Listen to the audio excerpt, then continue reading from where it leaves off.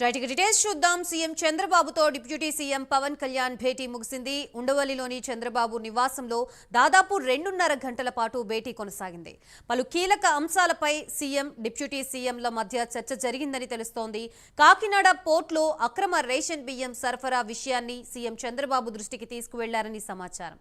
తాజా రాజకీయ అంశాలు, ఢిల్లీ టూర్ పై పవన్ సీఎంకి వివరించినట్లు సమాచారం. రాజ్యసభ అభ్యర్థుల ఎంపిక, నామినేటెడ్ పదవులపై ఇరువురి మధ్య చర్చ జరిగినట్లు తెలుస్తోంది. రైట్, ప్రస్తుతం వారి ఇరువురి మధ్య జరిగిన సంభాషణలకు సంబంధించి మనకి పూర్తి అప్డేట్స్ ఇవ్వడానికి మా ప్రతినిధి రవికృష్ణ సిద్ధంగా ఉన్నారు. రవికృష్ణ, చెప్పండి. గాయత్రి, 2.5 గంటల పాటు సుదీర్ఘంగా కూడా డిప్యూటీ సీఎం మధ్య చర్చ జరిగింది.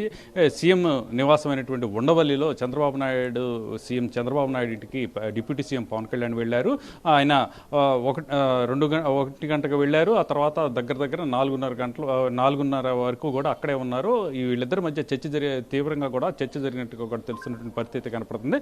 రాష్ట్రంలో ఉన్నటువంటి పొలిటికల్ అంశాలు, అదేవిధంగా కూడా రాష్ట్రంలో ఉన్నటువంటి వివిధ రకాల అంశాలన్నిటి మీద కూడా పూర్తి స్థాయిలో కూడా చర్చ జరిగినట్టుగా కూడా తెలుస్తుంది. ప్రధానంగా కూడా ఏదైతే ఈ ఏపీకి సంబంధించి ప్రధానంగా కూడా ఈ మాఫియా అనేది, రేషన్ మాఫియా కానివ్వండి, అదేవిధంగా కూడా ఈ రెడ్ శాండిల్ మాఫియా కానీ, ఈ మాఫియాకి సంబంధించి ఆటలు కట్టించేందుకు కూడా పూర్తి స్థాయిలో ఉద్రిక్తులైనటువంటి పరిస్థితి డిప్యూటీ సీఎం. ఈ నేపథ్యంలోనే మొన్న కాకినాడ వెళ్తాం, అలాగే అక్కడ ఉన్నటువంటి స్టెల్లా అనేటువంటి ఒక షిప్లో పెడుతున్నటువంటి ఏవైతే రేషన్ సంబంధించి అక్రమ రేషన్ పీడిఎస్ రైస్ ఉన్నాయో వాటినన్నింటినీ కూడా సీజ్ చేస్తూ అదేవిధంగా కూడా ఆ స్టెల్లా షిప్ని కూడా సీజ్ చేయాలనేటువంటి నేపథ్యంలో ప్రజెంట్ అక్కడ ఉన్నటువంటి రేషన్ మాఫియా అయితే మాత్రం పూర్తి స్థాయిలో కూడా తమకు ఉన్నటువంటి పలుకుబడిని ఉపయోగించి సీజ్ చేయకుండా చూస్తున్నటువంటి పరిస్థితి, ఢిల్లీలో ఉన్నటువంటి పెద్దలు కూడా కలిసినటువంటి పరిస్థితి.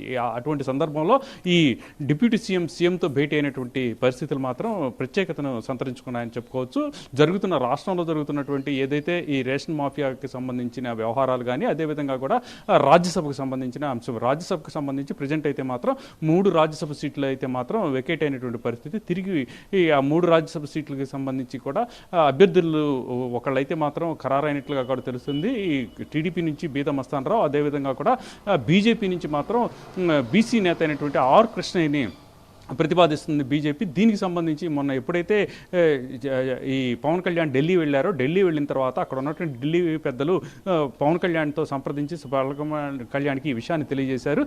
సంబంధించినటువంటి అంశాలు, అదేవిధంగా కూడా తాను ఢిల్లీ టూర్కి వెళ్ళిన తర్వాత జరిగినటువంటి వ్యవహారాలు, అంశాలు, ఎవరెవరిని కలిశారు, అక్కడ జరిగినటువంటి రాష్ట్ర అభివృద్ధి కోసం తాను తీసుకున్నటువంటి నిర్ణయాలు, రాష్ట్రం కోసం అడిగినటువంటి అంశాలు, వివిధ రకాలైనటువంటి మొత్తాన్ని కూడా ఆయన సీఎం చంద్రబాబు నాయుడుతో చర్చించినట్లుగా కూడా తెలుస్తుంది. అలాగే ఇక ఇది నామినేటెడ్ పోస్టులకు సంబంధించిన అంశాలు కూడా చర్చలో వచ్చినట్లుగా కూడా తెలుస్తున్నటువంటి పరిస్థితి అయితే కనపడుతూ ఉంది. అదేవిధంగా కూడా రాష్ట్ర అభివృద్ధి దిశగా నడిపేందుకు తాము తీసుకున్నటువంటి నిర్ణయాలు ఏ విధంగా ముందుకు పోతున్నాయి అనే అంశం మీద కూడా ఇద్దరు చర్చించుకున్నట్లుగా కూడా తెలుస్తూ ఉన్నది. అలాగే ఇక ఈ సంపద సృష్టికి సంబంధించిన అంశాలు, సంపద సృష్టికి సంబంధించి ఏ విధంగా సంపద సృష్టించాలనే అంశాలు కూడా ఇద్దరి మధ్య చర్చ నడిచినట్లుగా కూడా తెలుస్తున్నటువంటి పరిస్థితి అయితే ప్రస్తుతం కనపడతా ఉంది.